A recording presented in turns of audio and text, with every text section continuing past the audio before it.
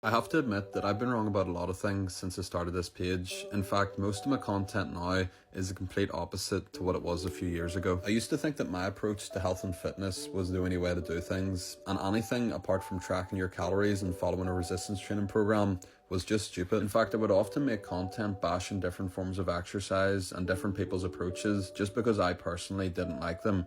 Overall, I was just controversial and strongly opinionated on topics that at the time I just didn't have a nuanced understanding of. As I've matured, I've realised that there's no right or wrong way to do things because we're all different individuals that'll be suited to different approaches. I now no longer make content about certain forms of exercise being bad just because I don't like them, and I think that as long as you're doing it for the right reasons, any form of movement is incredible. I now also understand that just because I like tracking my calories and eating certain foods doesn't mean that everyone else has to do the same, because there's multiple different ways to lose weight without having to track. As a whole, my page has become much less about controversial takes and one-sided thinking, and more about understanding nuance and helping people realise that there's multiple different ways to achieve the same result.